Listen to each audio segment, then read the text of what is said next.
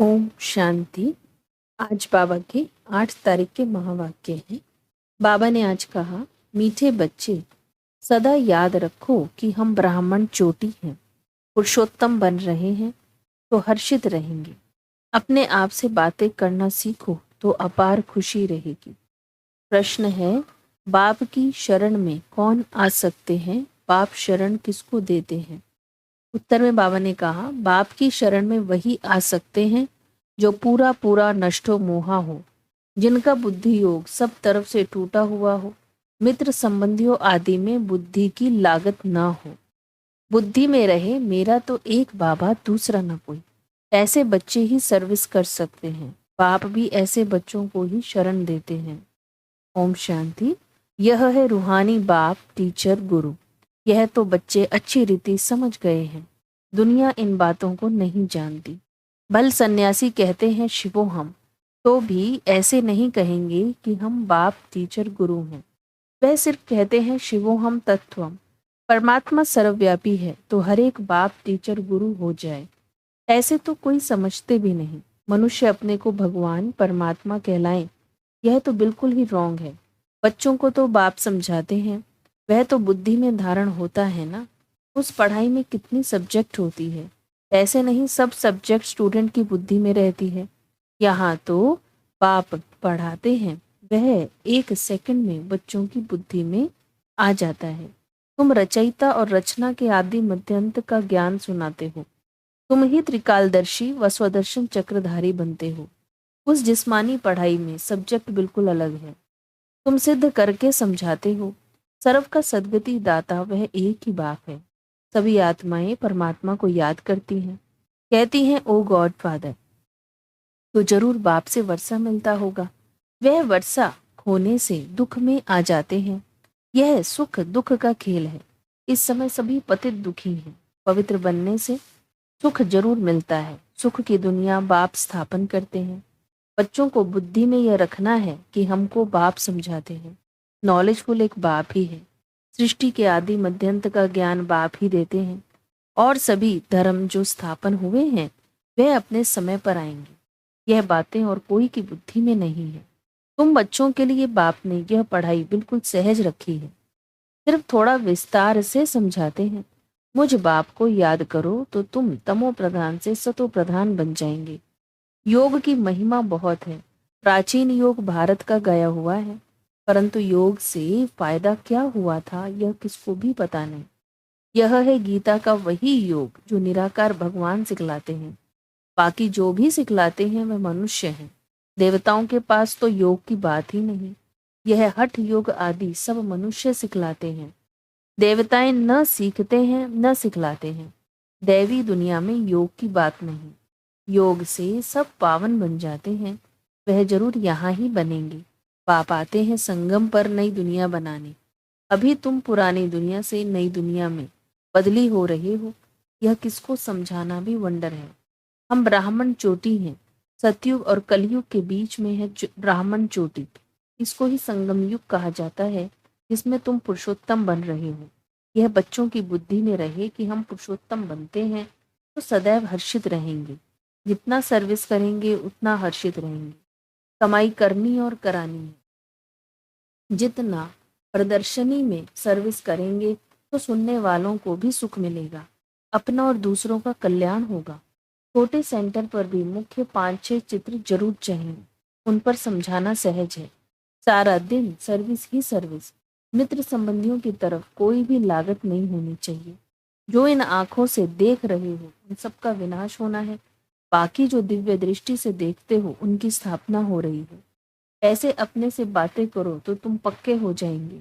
बेहद के बाप से मिलने की खुशी होनी चाहिए। कोई राजा के पास जन्म लेता है तो कितना फकुर में रहता है। तुम बच्चे स्वर्ग के मालिक बन रहे हो। हर एक अपने लिए मेहनत कर रहे हैं।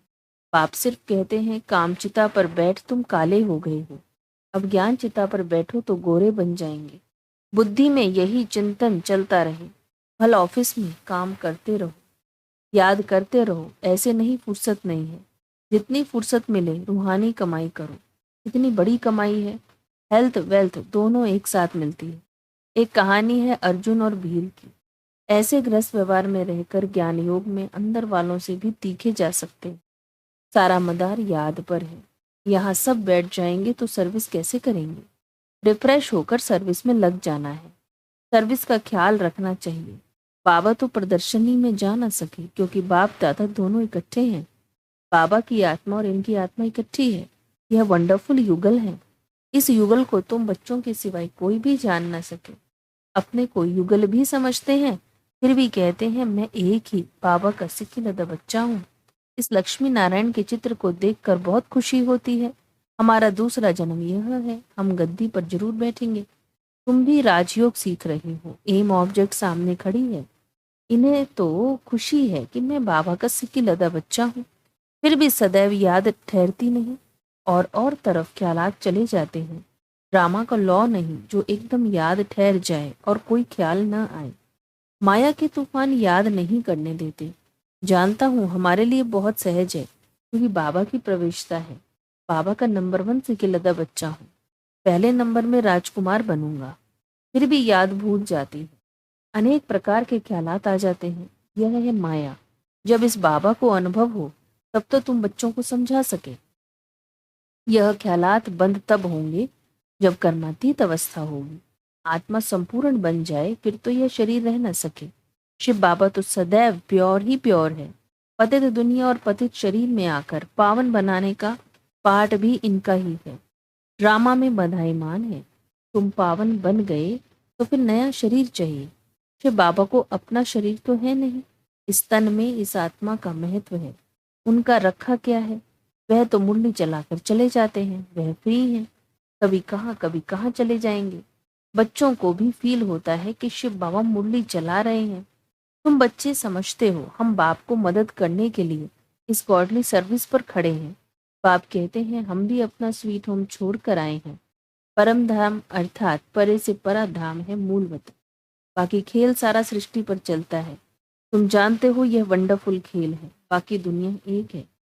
वो लोग चांद पर जाने की कोशिश करते हैं। यह तो साइंस का बल है।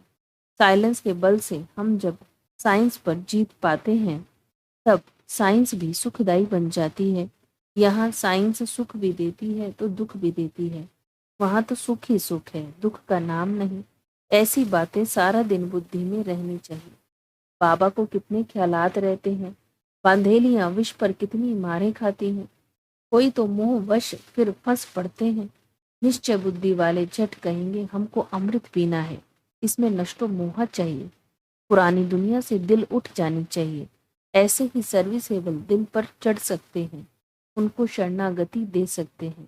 कन्या पति के शरण में जाती है, विष बगैर नहीं रखते, फिर बाप को शरण लेना पड़ता है। परंतु एकदम नष्टो मोह चाहिए। पतियों का पति मिला है, अब उनसे हम बुद्धि योग की सगाई करते हैं। बस मेरा तो एक, दूसरा न कोई। जैसे कन्या की पति से प्रीत जुट जाती है, यह है आत्मा की प्रीत परमात्मा से। उनसे दुख मिलता है, इनसे सुख मिलता है। यह है संगम। इसको कोई जानता नहीं। तुमको कितनी खुशी होनी चाहिए।